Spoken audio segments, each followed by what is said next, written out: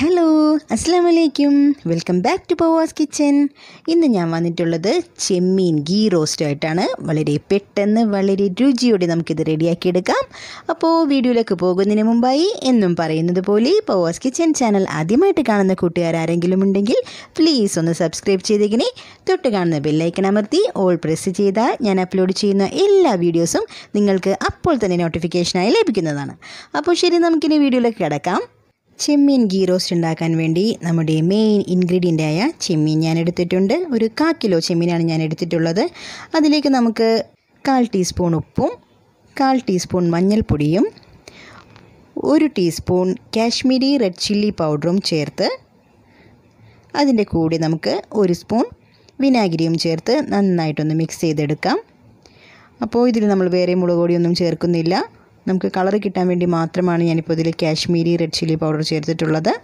ഇത് മിക്സ് ചെയ്ത് നമുക്കൊരു 15 മിനിറ്റ് ഒന്ന് റെസ്റ്റ് ചെയ്യാനായിട്ട് വെക്കാം.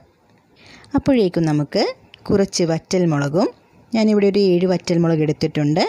പിന്നെ അതിലേക്ക് ഒരു 1/4 ടീസ്പൂൺ ജീരകം, പെരിഞ്ജീരകമാണ് എടുത്തിട്ടുള്ളത്.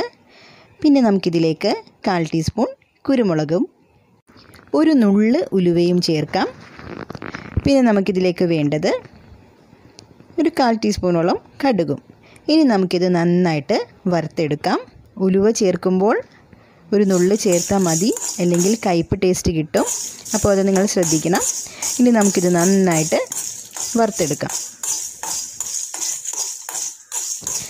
ഇപ്പോൾ ഞാൻ വറ്റൽമുളകും ഉലുവയും കുരുമുളകും ജീരകവും എല്ലാം നന്നായി വറുത്തെടുത്തിട്ടുണ്ട്. അത് ഞാനൊരു മിക്സിയുടെ ജാറിലേക്ക് ഇട്ടിട്ടുണ്ട്.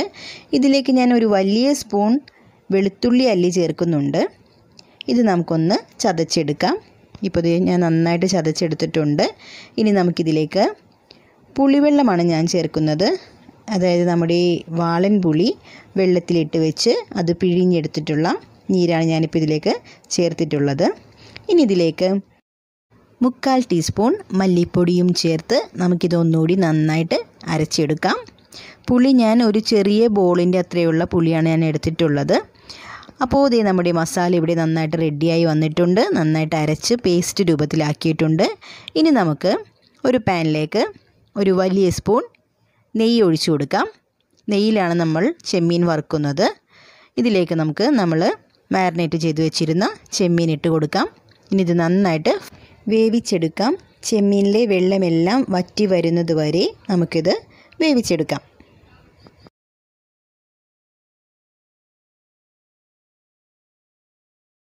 ഇപ്പോൾ നമ്മുടെ ചെമ്മീനിലെ വെള്ളമെല്ലാം വറ്റി വന്നിട്ടുണ്ട്.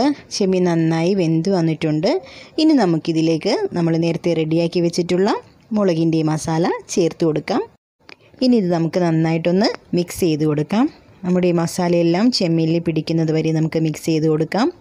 ഇപ്പോൾ ഞാൻ മസാല എടുത്തിരുന്ന ബൗളിൽ കുറച്ച് വെള്ളം ചേർത്ത് ഒന്ന് മിക്സ് ചെയ്തിട്ട് ഒഴിക്കുന്നതാണ്.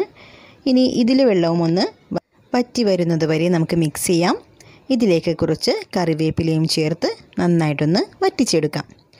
ഇപ്പോൾ നമ്മുടെ അടിപൊളി ടേസ്റ്റായിട്ടുള്ള ചെമ്മീൻ ഗീ റോസ്റ്റ് റെഡി ആയിട്ടുണ്ട്. അപ്പോൾ ഇനി നമുക്കിതൊരു സെർവിങ് ബൗളിലേക്ക് മാറ്റാം. അപ്പോൾ ഇത്രയേ ഉള്ളൂ, ഒരു വെറൈറ്റി ടേസ്റ്റായിട്ടുള്ള ചെമ്മീൻ ഗീ റോസ്റ്റ് റെഡി ആയിട്ടുണ്ട്.